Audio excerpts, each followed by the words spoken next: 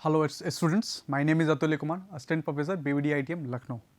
In this lecture series, we are studying highway engineering. Today's lecture is completely based on stopping sight distance. Contents for today's topic is stopping sight distance. So let's start.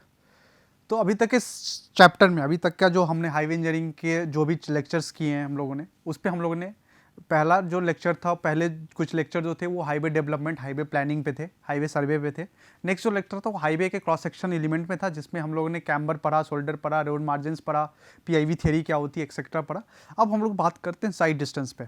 Side distance जो होता है वो होता है कि जब भी road पे जब भी कोई व्हीकल ट्रैवल करती है तो जब एक व्हीकल है उस पर उसका कोई ना कोई ड्राइवर होगा, वेदर इट इज़ बस, ट्रक, कार और बाइक, उस पर कोई ना कोई ड्राइवर होता है। तो उस जब रोड का जो यूज़ कर रहा होता है तो वो बेसिकली डिपेंड करता है कि सामने जो कौन कौन सी चीज़ दिख रहा है, सामने कौन कौन सी चीज़ें उसे दिख रही है। ओके, तो सामने जो चीज़ें दिख रही है तो उसको बोलते हैं वो साइड डिस्टेंस, कि कितनी दूर तक वो देख पा रहा है, कितनी अपनी आंखों से वो कितनी दूर तक वो देख पा रहा है, उस डिस्टेंस को बोलते हैं साइड डिस्टेंस। और साइड डिस्टेंस इसलिए ज़रूरी होता है कि अगर रोड पे आपको सेफली और इफिशिएंट वे में चलना है तो आपके लिए साइड डिस्टेंस जो होता है वो सामने आपके पास कितना रोड का डिस्टेंस अवेलेबल है वो बहुत ही इंपॉर्टेंट रोल प्ले करता है। तो for the safe and efficient operation of a vehicle on the road depends very much on the visibility of the road ahead of the driver. इसीलिए geometric design should be done such that any obstruction on the road length could be visible to the driver for some distance ahead, and distance is said to be side distance. Okay.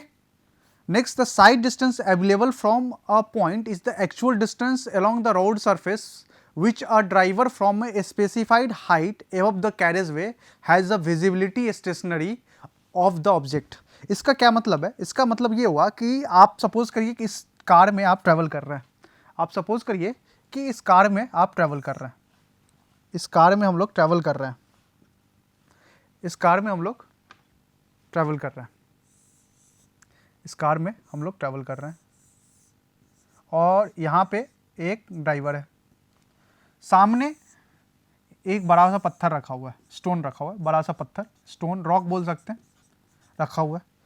तो अब सामने ये कितनी दूर पे देख सकते, ऐसा तो नहीं है कि अगर ये सपोज करिए कि ये कानपुर में है और ये लखनऊ में रखा हुआ पत्थर देख ले, ऐसा तो नहीं है, इतनी दूर तो वो देख नहीं सकता, इतनी दूर तो देख नहीं सकता। तो साइड डिस्टेंस होता है वो डिस्टेंस जो कि वो किसी स्पेसिफाइड हाइट से एक ऑब्स्ट्रक्शन को देख पाए, एक स्पेसिफाइड हाइट से उस ऑब्स्ट्रक्शन को देख पाए। स्पेसिफाइड हाइट मतलब क्या होता है? वो होता है ड्राइवर की आई, रोड से ड्राइवर की आई साइट का जो हाइट होता है वो होता है स्पेसिफाइड हाइट। उस स्पेसिफाइड हाइट से जो वो डिस्टेंस वो देख लेगा, ताकि अगर सामने अगर पत्थर रखा हुआ है या गड्ढा है या सामने कोई और गाड़ी रुकी हुई है या सामने कोई और गाड़ी ट्रेवल करी है तो वो अपने स्पीड को या अपने व्हीकल को उस हिसाब से मैनूवर करे, उस हिसाब से वो चेंज कर पाए। उस डिस्टेंस को बोलते हैं साइड डिस्टेंस। तो जनरली जो साइड डिस्टेंस होता है वो जनरली कैटेगराइज की गई है 3 पार्ट में। पहला पार्ट होता है stopping side distance, next is overtaking side distance और last one is intermediate side distance. पहला क्या है? स्टॉपिंग साइड डिस्टेंस, जो कि हम लोग आज की क्लास में डिस्कस करेंगे। ओवरटेकिंग साइड डिस्टेंस, जो कि आने वाले लेक्चर्स में हम लोग डिस्कस करेंगे, और इंटरमीडिएट साइड डिस्टेंस। सो आज की क्लास स्टार्ट करते हैं। स्टॉपिंग साइड डिस्टेंस क्या होती है? Stopping side distance is the minimum side distance available on a highway at any spot having sufficient length to enable the driver to stop a vehicle traveling at a design speed safely without collision with any other obstruction. मतलब कि stopping side distance होता है वो side distance, वो minimum side distance जो कि किसी भी हाईवे के किसी भी स्पॉट से आप वो एक सफिशिएंट लेंथ आपको प्रोवाइड करता है ताकि आप सामने वाले ऑब्स्ट्रक्शन को से टकराए बिना, विदाउट उनके साथ कोलाइड किए बिना आप अपने गाड़ी को रोक पाए। मतलब सपोज करिए कि इस रोड की जो डिज़ाइन स्पीड थी, ये जो रोड है, इस रोड की डिज़ाइन स्पीड थी 20 किलोमीटर पर आवर, मतलब वो v यानी कि इसको ले लेते हैं 100 किलोमीटर पर आवर, इसको ले लेते हैं 100 किलो पर आवर। ओके, और ये जो डिस्टेंस यहाँ पे एक ऑब्जेक्ट रखा हुआ है जो ऑब्स्ट्रक्शन की तरफ बैरिकेडिंग रखा हुआ है, ऑब्जेक्ट मतलब रख लीजिए यहाँ पे कि ये बैरिकेडिंग है, ये बैरिकेडिंग है, बैरिकेडिंग लगा, पुलिस ने बैरिकेडिंग लगा दी है और आप इस रोड पे 100 किलोमीटर पर आवर से ले जा रहे हैं। अगर आप यहाँ पे आके इसके नज़दीक में अगर आप आके ब्रेक लगाएंगे तो शायद आपकी गाड़ी रुक ना पाए, इसके साथ कोलाइड हो जाए, इसके साथ कोलाइड हो जाए। ओके, और अगर आप इसको बहुत ही पहले अगर आप ब्रेक लगा दे रहे हैं इस रोड पे, अगर आप इस रोड पे बहुत ही पहले ब्रेक अगर आप लगा दे रहे हैं तो आप इससे बहुत पहले भी रुक सकते हैं, आपको बिना रीजन पता चले हुए आप रुक सकते हैं। लेकिन स्टॉपिंग साइड डिस्टेंस होता है वो मिनिमम साइड डिस्टेंस जो कि आप इससे टकराए बिना अपनी गाड़ी को रोक पाए, तब जब आपकी गाड़ी उस रोड की डिजाइन स्पीड पे चल रही है, मतलब उस रोड की मैक्सिमम स्पीड पे जब चल रही हो तब। यानी कि मेरा मतलब इसका बेसिकली है कि आप अपनी गाड़ी को इस यहाँ कहाँ पे आके रोकना है, आपको आप यहाँ पे आके आपको रोकना है, ये गाड़ी को आपको यहाँ पे आके रोकना है टकराने से पहले। और इससे पहले जब ब्रेक लगेगा तो अच्छा, हमें पता है कि न्यूटन्स की जो काइनेमेटिक की लॉ थी उसमें था कि जब भी हम ब्रेक लगाते तो कोई भी गाड़ी तुरंत नहीं रुकती है, उस पर वो कोई ना कोई डिस्टेंस ट्रेवल करते। तो अगर हम यहाँ से ब्रेक लगाएंगे और यहाँ तक वो डिस्टेंस ट्रेवल करेगा, यहाँ से ब्रेक लगाएंगे यहाँ तक वो डिस्टेंस ट्रेवल करेगा, इसी डिस्टेंस को हम लोग बोलते हैं साइड डिस्टेंस। तो साइड डिस्टेंस में जनरली जो साइड डिस्टेंस को कैटेगराइज किया गया है वो दो पार्ट में कैटेगराइज किया गया है। पहला जो पार्ट आता है वो होता है लेग डिस्टेंस, दूसरी जो पार्ट आती है उसको बोलते हैं ब्रेकिंग डिस्टेंस। लेग डिस्टेंस क्या होता है कि लास्ट क्लास में हम लोग ने पढ़ा था पीआईवी थ्योरी के लिए। पीआईवी थ्योरी वो थ्योरी होता है जिससे कि हमको ड्राइवर का रिएक्शन टाइम, मतलब वो जो सिचुएशन दिखा उस सिचुएशन को ऑब्जर्व करने में उसे जितना टाइम लगा, उस सिचुएशन को पे रिएक्ट करने में उसे जितना टाइम लगा, उसी टाइम को हम लोग बोलते हैं रिएक्शन टाइम। तो लैग डिस्टेंस जो होता है वो होता है कि distance covered by the vehicle during the total reaction time और पीआईवी टाइम। मतलब कि जब ड्राइवर देखेगा, ऐसा तो नहीं कि ड्राइवर देखते ही गाड़ी रोक देगा, हमें पता है कि जब वो देखता है उस सिचुएशन को एनालाइज करने में कुछ ना कुछ टाइम लगता है। वो टाइम कैसे पता चलता है, वो पीआईवी थ्योरी से हमें पता चलता था। तो उसी टाइम को हम लोग रिएक्शन टाइम बोलते हैं। तो जब वो रिएक्शन टाइम, जब वो सिचुएशन को ऑब्जर्व कर रहा है, उस सिचुएशन को ऑब्जर्व करने के टाइम में व्हीकल जितनी दूर ट्रैवल कर ले उसी डिस्टेंस को बोलते हैं लैग डिस्टेंस। उसी डिस्टेंस को क्या बोलते हैं, लैग डिस्टेंस। यानी कि अगर हम सपोज करिए कि ये जो व्हीकल है, ये कार जो है, इसकी डिजाइन ये ट्रैवल कर रही थी v, यानी कि डिजाइन स्पीड पे ट्रैवल कर रही थी, और रिएक्शन टाइम जो था वो t है। अभी के लिए रिएक्शन टाइम जो है वो t है। तो डिस्टेंस ट्रैवल कितना हो जाएगा, तो हमें पता है कि distance travel equal to, simple सी होता है, distance travel equal to speed into time. Speed इसकी कितनी है v, वेलोसिटी इसकी v थी, और ट्रैवल टाइम रिएक्शन टाइम कितना है t। आईआरसी के हिसाब से जो एसएसडी कैलकुलेशन के लिए जो आपको रिएक्शन टाइम देने होते हैं वो रिएक्शन टाइम होना चाहिए 2.5 सेकंड के बराबर में। आईआरसी के हिसाब से अगर आपको एसएसडी निकाल रहे हैं और एसएसडी के लिए आपको रिएक्शन टाइम देना चाहिए तो वो रिएक्शन टाइम की वैल्यू होती है 2.5 सेकंड। 2.5 सेकंड। नेक्स्ट बात करें ब्रेकिंग डिस्टेंस।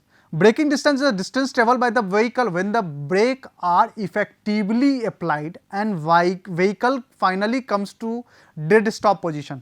मतलब कि जब हम ब्रेक लगाते हैं तो ब्रेक सडनली गाड़ी को एट रेस्ट, यानी कि डेड स्टॉप पोजीशन में नहीं रेस्ट करवाता है, वो कुछ डिस्टेंस ट्रेवल करता है। जब हम ब्रेक लगाएंगे अपनी गाड़ी पे तो वो कुछ डिस्टेंस पे जाके रुकेगी। अचानक सेम स्पॉट रुकना डिफिकल्ट होता है जब आप हाई स्पीड पे, खासकर जब आप हाई स्पीड पे ट्रैवल कर रहे हैं। तो जो डिस्टेंस ब्रेक अप्लाई करने से लेके the moment at which you applied the brake and the moment at which the vehicle comes to finally dead stop position, इन दोनों मोमेंट के बीच में जो व्हीकल ने आपका डिस्टेंस ट्रेवल किया वो डिस्टेंस जो होता है वो ब्रेकिंग डिस्टेंस में होता है। ब्रेकिंग डिस्टेंस में होता है। ब्रेकिंग डिस्टेंस कैलकुलेट करने के लिए हमें वर्क एनर्जी का प्रिंसिपल लगाना पड़ेगा, यानी कि change in energy equal to work done. ये कॉन्सेप्ट हमें यूज करना पड़ेगा कि जितना एनर्जी में चेंज हुआ और कितना वर्क डन हुआ, change in energy equal to work done by reaction force. तो चेंज इन एनर्जी कैसे पता चलेगा, देखिए आप एक एग्जांपल लेते हैं हम लोग कि ये हमारा एक व्हीकल है। इस चीज को एक डायग्राम से समझते हैं कि ये हमारा व्हीकल है, ये व्हीकल थी, और यहाँ पे इस व्हीकल में ये एक v स्पीड से मूव कर रही है, ठीक है। तो इस पे रिएक्शन टाइम हम लोग ने पहले डिस्कस कर लिया था, इनका रिएक्शन टाइम। अब जब ये यहाँ से ट्रेवल कर रही है, तो इस यहाँ से ट्रेवल करने के लिए ट्रेवल करते करते अब यहाँ पे हम लोग ने ब्रेक लगाना अप्लाई किया।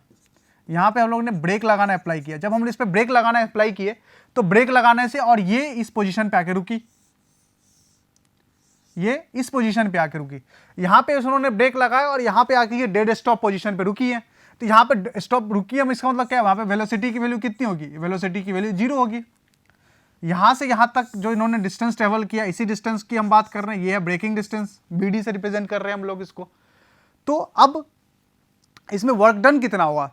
अब हमें पता है कि किसी भी गाड़ी को एक्सीलरेट या डी एक्सीलरेट करने के लिए, किसी भी व्हीकल को एक्सीलरेट और डी एक्सीलरेट करने के लिए फ्रिक्शनल फोर्स काम करती है। मतलब गाड़ी को अगर चलाना हो तब भी आपको फ्रिक्शनल फोर्स को कंसीडर करना पड़ेगा, और गाड़ी जब रुकेगी तब भी फ्रिक्शन फोर्स आएगा, ठीक है। तो जैसा कि हमें पता है कि फ्रिक्शन फोर्स, अगर गाड़ी इस डायरेक्शन में मूव कर रही थी तो फ्रिक्शनल फोर्स इधर लग रहा था, ये F की वैल्यू है। F की वैल्यू F इक्वल टू क्या होता है, F इक्वल टू क्या होता है, F equal to coefficient of friction into normal, coefficient of friction into normal. तो हमें अगर energy work energy principle apply करना हो तो वर्क एनर्जी प्रिंसिपल के हिसाब से क्या था कि change in energy equal to work done by frictional force, यानी कि वर्क डन में फोर्स होता है लेकिन यहाँ पे एक ही फोर्स आता है, वो फोर्स कौन सा आएगा, फ्रिक्शनल फोर्स आएगा। तो चेंज इन एनर्जी कितनी हो जाएगी, इनिशियल में गाड़ी मूव कर रही थी v वेलोसिटी से, तो इसकी काइनेटिक एनर्जी कितनी हो जाती है, हाफ mv²। नेक्स्ट में जब व्हीकल रुक गई है तो अब इसकी वेलोसिटी कितनी है, 0। तो अगर हाफ mv² में v अगर 0 कर देंगे तो वहां पे एनर्जी की वैल्यू कितनी आ जाती है, 0। एनर्जी की वैल्यू कितनी आ जाती है, 0। वर्क डाउन कौन कर रहा है, वर्क डाउन कर रहा है फ्रिक्शनल फोर्स। फ्रिक्शनल फोर्स की वैल्यू कितनी होती है, तो coefficient of friction into normal force, coefficient of friction into normal force. Frictional force, work done, कितना लेंथ इन्होंने ट्रेवल किया, वर्क डन इक्वल टू क्या होता है, force into length, force into distance travel. तो फोर्स इनटू डिस्टेंस ट्रेवल हमने रख दिया, half mv² equal to F into n। n equal to क्या है, अगर ये n है, n मतलब क्या हुआ, रिएक्शन, नॉर्मल रिएक्शन। तो अगर हमें न्यूटन का लॉ पता है तो हमें पता है कि ये W वेट इसका लग रहा होगा, तो F into N, W equal to क्या लिख सकते हैं हम लोग, W equal to M into g लिख सकते हैं। तो F इंटू एन को अगर हम लिखे तो F इक्वल टू एन को ये भी लिख सकते हैं F into M into G. तो हमने वही किया, F equal to M into G, half mv² equal to F mgl। यहाँ से M से M कैंसिल हो गया तो L इक्वल टू लिख सकते हैं L equal to v² upon 2gf, L equal to v² upon 2gf। यहाँ पे L जो है वो क्या है, वो ब्रेकिंग डिस्टेंस है, मतलब गाड़ी को ब्रेक लगाने से लेके रुकने तक में इतना डिस्टेंस गाड़ी ने ट्रेवल कर लिया, इतना डिस्टेंस गाड़ी ने ट्रेवल कर लिया। यहाँ पे v क्या है, v है वेलोसिटी ऑफ व्हीकल, जिस वेलोसिटी से वो ट्रेवल कर रहा था। g क्या है, g है acceleration due to gravity 9.81 metre per second square. f क्या है, f है coefficient of longitudinal friction, coefficient of longitudinal friction. तो जैसा कि हमें पता था कि SSD इक्वल टू क्या होता है, lag distance plus braking distance. तो लैग डिस्टेंस की वैल्यू कितनी आई, लैग डिस्टेंस की वैल्यू आई थी v into T. Lag distance हमें पता था कि रिएक्शन टाइम में जितनी दूर व्हीकल ट्रेवल कर लेगी उसको रिएक्शन टाइम बोलते हैं, तो reaction time v into T. और यहाँ पे ब्रेकिंग डिस्टेंस कितना है, v² upon 2gf। Braking distance हमने जस्ट निकाला, change in energy equal to work done by friction पे वर्क एनर्जी प्रिंसिपल लगा के। तो यहाँ से हमारा आ गया SSD इक्वल टू हम लिख सकते हैं v into T v² upon 2gf। Next बात करते हैं कि जो हमारा जो ये साइड डिस्टेंस है ये किस किस पे डिपेंड है। सबसे पहला जो डिपेंड था, जिसपे लैग डिस्टेंस डिपेंड था, वो था reaction time of the driver. सब जिस पे लैग डिस्टेंस डिपेंड था वो क्या था, reaction time of the driver. Reaction time of the driver is the time taken from the instant the object is visible to the driver to the instant when the brakes are applied. मतलब कि reaction time मतलब हुआ कि जिस time पे driver ने उस चीज को देखा, उस टाइम से जिस टाइम पे ड्राइवर ने ब्रेक लगाया उस टाइम तक के टाइम को बोलते हैं रिएक्शन टाइम। उस टाइम तक के रिएक्शन टाइम मतलब कि ये टाइम वो टाइम हुआ जिसमें ड्राइवर ने उस चीज को देखा, देखने के बाद उस चीज को उन्होंने ब्रेन ने उस हिसाब से रिएक्ट किया, रिएक्ट करने के बाद एक मैसेज किया, मैसेज डिलीवर वापस हमारे सेंस ऑर्गन के पास गया, उस पर जब हमने रिएक्ट किया तो रिएक्शन से पहले वाला टाइम मतलब कि ब्रेन के ऑपरेशन में जितना टाइम लगा होगा, ब्रेन को फंक्शन करने में जो टाइम, एनालाइज करने में जितना टाइम लगा होगा, उस टाइम को हम लोग बोलते हैं रिएक्शन टाइम। नेक्स्ट जो था वो स्पीड ऑफ व्हीकल, जैसा कि हमें पता है कि SSD इक्वल टू हमें पता है v into T plus v² upon T. मतलब यहाँ पे वेलोसिटी जो है वो इंपॉर्टेंट रोल प्ले कर रहा है, स्पीड ऑफ द व्हीकल जो है वो इंपॉर्टेंट रोल प्ले करेगा। मतलब जितनी तेज स्पीड होगी, जितना तेज स्पीड होगा साइड डिस्टेंस आपको उतना ही ज़्यादा लगेगा। मतलब अगर कॉमन की बात है ना, अगर हम जब बहुत तेज़ी से रोड पे ट्रेवल कर रहे हैं तो हमें अपने गाड़ी को रोकने के लिए भी उतना ही तेज़ी से क्या लगता है, टाइम लगता है। उतना ही तेजी से क्या लगता है, टाइम लगता है। उतना ही ज़्यादा टाइम लगता है उस गाड़ी को रोकने, मतलब उतना ही ज़्यादा दूर डिस्टेंस वो ट्रैवल करता है। तीसरा, एफिशिएंसी ऑफ ब्रेक। आपका ब्रेकिंग का, आपके गाड़ी की ब्रेक की कंडीशन कैसी है वो डिपेंड करता है कि आपने सही से गाड़ी की सर्विसिंग करवाई है कि नहीं करवाई है, आपने अपने गाड़ी के ब्रेक पैड वगैरह सही से चेंज करवाए कि नहीं करवाए, तो आपका ब्रेक का कंडीशन कैसा है उस पर भी डिपेंड करता है। नेक्स्ट डिपेंड करता है फ्रिक्शनल रेसिस्टेंस, मतलब क्योंकि हमें पता है कि ब्रेकिंग डिस्टेंस गाड़ी रुकेगी किसकी वजह से, फ्रिक्शन की वजह से। तो फ्रिक्शनल जो कोफिशिएंट ऑफ फ्रिक्शन जो है उसका भी क्या कंडीशन है। अगर आपका सरफेस ड्राई है, अगर आपका सरफेस मतलब गर्मी का मौसम है और सरफेस ड्राई है, तो फ्रिक्शनल रेसिस्टेंस जो होगा वो अच्छा खासा रेसिस्टेंस प्रोवाइड करेगा। फ्रिक्शनल रेसिस्टेंस एक अच्छा खासा रेसिस्टेंस प्रोवाइड करेगा, गाड़ी आराम से रुक जाएगी। लेकिन अगर आपका सरफेस गीला है, वेट सरफेस है, तो फ्रिक्शनल रेसिस्टेंस कम हो जाएगा। फ्रिक्शनल रेसिस्टेंस कम हो जाएगा तो गाड़ी को ज़्यादा डिस्टेंस ट्रैवल करना पड़ेगा रुकने के लिए। Next, gradient of the road. अगर आप जो है वो अप ग्रेडियंट में मूव कर रहे हैं, आगे हम डिस्कस करेंगे ग्रेडियंट रोड कैसे प्ले कर रहा है, लेकिन फिलहाल के लिए हम लोग अभी डिस्कस कर लेते हैं कि अगर आप अप ग्रेडियंट में मूव कर रहे हैं, अगर हम लोग अप ग्रेडियंट में जब मूव कर रहे हैं तो अप ग्रेडियंट में मूव करने की वजह से एक डाउनवर्ड जो होगा वो रेजिस्टेंस फोर्स व्हीकल फील करेगा, जिसके कारण से अप ग्रेडियंट पे आप आसानी से अपने गाड़ी को टकराने से, कोलाइड होने से रोक सकते हैं। लेकिन अगर आप डाउन ग्रेडियंट मूव कर रहे हैं, अगर आप डाउन ग्रेडियंट मूव कर रहे हैं तो एक एक्स्ट्रा फोर्स जो एक्ट होगा जो कि व्हीकल के स्पीड में कंट्रीब्यूट करेगा, मतलब स्पीड बढ़ाने में कंट्रीब्यूट करेगा, जिसके कारण से आपको ज़्यादा डिस्टेंस चाहिए व्हीकल को रोकने के लिए। ओके, नेक्स्ट बात करते हैं कि effect of gradient on SSD. SSD पे ग्रेडियंट, अप ग्रेडियंट का मतलब हुआ कि स्लोप कैसा रहेगा, वो अपवर्ड स्लोप रहेगा। स्लोप कैसा रहेगा, वो अपवर्ड स्लोप रहेगा, कुछ इस तरीके से कि ये हमारा स्लोप है, ये अप ग्रेडियंट है, ये जो वैल्यू है ये थीटा है, स्लोप की वैल्यू जो है ये थीटा है। ओके, तो पहले क्या था कि व्हीकल यहाँ थी, व्हीकल यहाँ थी, यहाँ से व्हीकल मूव करना शुरू किया, व्हीकल यहाँ से मूव करते करते करते व्हीकल कहाँ पहुँचा, यहाँ पे पहुँचा, सामने कोई ऑब्स्टेकल था, व्हीकल यहाँ पहुँच गया, टकराने से पहले व्हीकल रुक गई है। ठीक है, यहाँ पे रुकी है, यहाँ पे वेलोसिटी कितनी थी v, यहाँ पे वेलोसिटी v इक्वल टू कितना हो गया 0, यहाँ पे v इक्वल टू क्या हो गया 0 हो गया। तो अब हम देख सकते हैं कि इस व्हीकल का वेट कहाँ लग रहा होगा, w नीचे, ये व्हीकल का वेट w नीचे लग रहा होगा। तो ये एक इक्वेशन बन के आएगा, ये क्या हो जाएगा w cos थीटा, और ये क्या हो जाएगा, ये हो जाएगा w sin थीटा। और यहीं पे एक और चीज़ लग रहा होगा, एक और चीज़ हम लोग इस पे ऑब्जर्व करेंगे कि यहीं पे सेम पोर्शन पे फ्रिक्शन फोर्स भी लग रहा होगा, इसी डायरेक्शन में, इसी डायरेक्शन में गाड़ी फ्रिक्शन फोर्स भी लग रहा होगा F। ठीक है, तो इसमें अगर एनालाइज करें तो इसमें एनालाइज में सबसे पहली बात क्या, लैग डिस्टेंस तो सेम रहेगा, लैग डिस्टेंस जो है वो वेट पे डिपेंड ही नहीं कर रहा है, तो लैग फ्रिक्शन फोर्स पे कोई डिपेंडेंट ही नहीं है, तो lag distance equal to same रहेगा। तो लैग डिस्टेंस जो रहेगा इसमें, लैग डिस्टेंस की अगर हम लोग बात करें तो lag distance equal to v into T रहेगा। ब्रेकिंग डिस्टेंस की अगर हम बात करते हैं इसमें, अगर हम लोग इसमें ब्रेकिंग डिस्टेंस की बात करें तो ब्रेकिंग डिस्टेंस के लिए हमें फिर से वर्क एनर्जी प्रिंसिपल अप्लाई करते हैं। सिंपल सी बात है, work energy principle, work energy principle से क्या था, change in energy equal to work done, change in energy equal to work done. तो change work done equal to क्या हो जाएगा, तो देखेंगे हम लोग, सबसे पहले लिखेंगे हाफ mv², ऊपर जाके वेलोसिटी 0 है तो -0 ही लिखते हैं। वर्क डन इक्वल टू क्या हो जाएगा, अब हम लोग देखिए यहाँ पे कि वर्क डन कौन, गाड़ी को रोकने के लिए काम कौन कौन कर रहा है, दो फोर्स काम कर रहा है, एक तो ये F फ्रिक्शन फोर्स, और दूसरा कौन साइन काम कर रहा है, W साइन थीटा, यानी कि वो जो ये वर्क वेट है इसका हॉरिजॉन्टल कंपोनेंट भी तो रिएक्ट सपोर्ट कर रहा है इसको, यानी कि ये किसके कारण से वर्क डन हो रहा होगा, वो हो रहा होगा F प्लस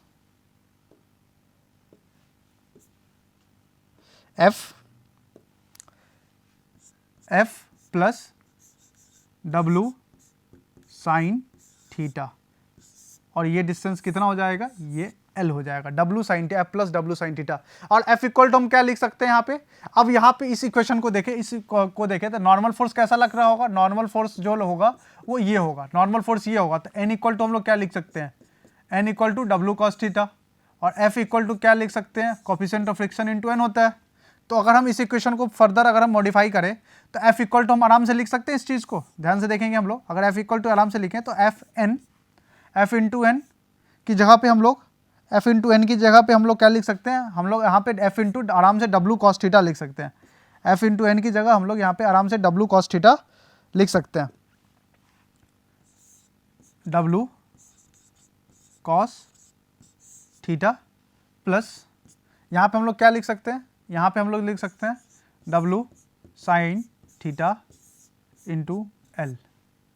अब एक चीज़ देखेंगे, अब जो कि हमें पता है कि थीटा की वैल्यू बहुत ही स्मॉल है, थीटा की वैल्यू बहुत ही स्मॉल है, तो हम इसमें क्या करेंगे, cos theta equal to approximately equal to 1 ले लेंगे, और sin theta equal to tan theta ले लेंगे, ओके, ये एजम्पशन हम लेंगे इसमें कि cos theta equal to 1 and sin theta equal to tan theta. तो अगर हम इस इक्वेशन में जाएंगे, इस इक्वेशन को अगर हम फर्दर लिखें तो W cos थीटा की जगह क्या लिखेंगे, W cos थीटा की वैल्यू 1 हो गया, तो ये क्या हो गया, F इंटू डब्ल्यू हो गया, ये जो वैल्यू हो गई ये W cos थीटा क्या हो गया, F इंटू डब्ल्यू हो गया, F इंटू W हो गया, और W साइन थीटा की जगह क्या लिखना पड़ेगा हमें, W sine theta equal to tan theta लिख देंगे, W sine theta equal to tan theta लिख दिया जाएगा। तो यहाँ पे टेन थीटा और यहाँ पे जो है W इतना ही रह जाता है। यहाँ से हम क्या करेंगे, W कॉमन लेंगे हम लोग, तो W इक्वल टू क्या हो जाएगा, F plus tan theta into L, और ये जो W है वो उसको आराम से हम लोग लिख सकते हैं W equal to m into g, W equal to m into g लिख सकते हैं हम लोग। तो इसको अगर हम एम इंटू जी लिखें, एम इंटू जी, एम इंटू जी, और ये हाफ एम बी स्क्वायर इधर से था, तो हाफ एम बी स्क्वायर तो रहेगा ही, एम से एम कैंसल आउट हो गया, एम से एम कैंसल आउट हो गया, तो एल इक्वल टू क्या लिख सकते हैं, एल इक्वल टू अगर हम लोग लिखें तो एल इक्वल टू हम लोग लिख सकते हैं, एल इक्वल टू लिखा जा सकता है V square upon two G into F plus tan theta, और टेन थीटा जो होता है वो स्लोप है, और स्लोप को हम क्या रिप्रेजेंट कर रहे हैं, स्लोप को हम लोग रिप्रेजेंट करते हैं एन से, स्लोप को क्या रिप्रेजेंट करते हैं हम लोग, स्लोप को रिप्रेजेंट करते हैं एन से, स्लोप को क्या रिप्रेजेंट करते हैं, स्लोप को रिप्रेजेंट करते हैं V square upon two G F plus N, percent में इसको लिखेंगे हम लोग, परसेंट में। ये आ गया कि जब जो है व्हीकल अप ग्रेडियंट में हो तब ये व्हीकल पे का जो ब्रेक डिस्टेंस होगा ये हो जाएगा V square upon two G into F plus N, bracket में परसेंटेज में ये रहेगा। ओके, नेक्स्ट जो केस हम लोग एनालाइज करेंगे वो जब डाउन ग्रेडियंट में व्हीकल हमारा ट्रेवल कर रहा है तब क्या होगा। तो डाउन ग्रेडियंट के लिए हम लोग स्लोप कुछ इस हिसाब से बना देते हैं, ये हमारा स्लोप है और ये थीटा, ये डाउनवर्ड स्लोप है, ये डाउनवर्ड स्लोप है। व्हीकल यहाँ से स्टार्ट हुआ, व्हीकल यहाँ से स्टार्ट हुआ और यहाँ पे आके उसे रुक जाना है, यहाँ पे आके इसे रुक जाना है। यहाँ जो वेलोसिटी थी वो v थी और यहाँ जो वेलोसिटी होनी चाहिए वो v इक्वल टू 0 होनी चाहिए थी। हाँ, सिंपल सी बात है। तो अगर हम इसका भी वेट कंपोनेंट लें तो ये हो गया m इंटू जी, ये हो गया जाएगा m इन जी कॉस थीटा, और ये जो पोर्शन हो जाएगा ये क्या हो जाएगा, ये हो जाएगा m इंटू जी साइन थीटा। हॉरिजॉन्टल जो पोर्शन है वो आउट, इस पर सेम फ्रिक्शन के डायरेक्शन में लगेगा, उसके अपोजिट डायरेक्शन में लगेगा, तो वो क्या हो जाएगा m इंटू जी इंटू साइन थीटा। अगर हम इस चीज़ को, अगर हम लोग इस चीज़ को, अगर इसी चीज़ को, और फ्रिक्शनल फोर्स कैसा लग रहा होगा गाड़ी को रोकने के लिए, वो ये लग रहा होगा, तो लैग डिस्टेंस तो सेम रहेगा, v इंटू टी रहेगा। ब्रेकिंग डिस्टेंस पे हम लोग ऑपरेशन अगर करें, मैथमेटिकल ऑपरेशन करें ब्रेकिंग डिस्टेंस को लेके, तो ब्रेकिंग डिस्टेंस को लेके मैथमेटिकल ऑपरेशन करेंगे तो सबसे पहले क्या था, change in energy equal to work done. Change in energy कितना हो जाएगा, तो चेंज इन एनर्जी तो वही रहेगा half M V square minus 0, work done equal to क्या हो जाएगा, work done equal to F minus M G sine theta into L, F minus M G sine theta into L, M G sine theta into L. F equal to क्या लिख सकते हैं, F equal to हमें पता है कि N होता है, N equal to M G cos theta हो जाएगा, तो एफ इक्वल टू हम आराम से लिख सकते हैं F frictional force equal to F M G cos, F equal to M G cos theta minus M G sine theta L.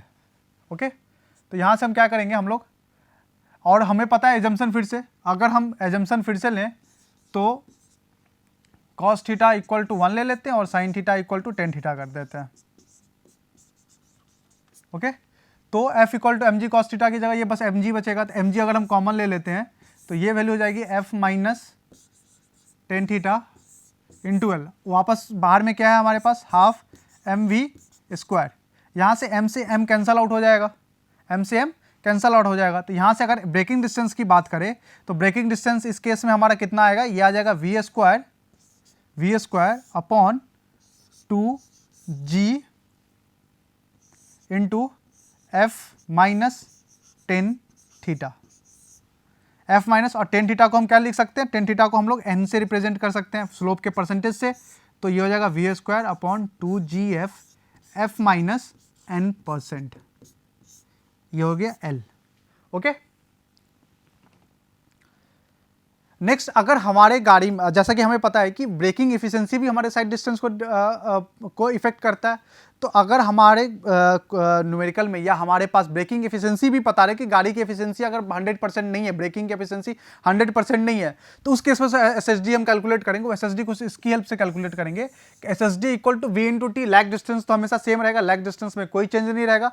We square upon 2g coefficient of friction into braking efficiency, coefficient of friction into braking efficiency, जहां पे v जो है वो क्या था, design speed in metre per second, v square जो था वो g जो है वो एक्सेलरेशन ड्यू टू ग्रेविटी, जिसकी वैल्यू क्या होती है 9.81 metre per second square, f क्या था, कोफिशिएंट ऑफ फ्रिक्शन था, और b क्या है, हमारी ब्रेकिंग एफिशिएंसी है। Okay, thank you.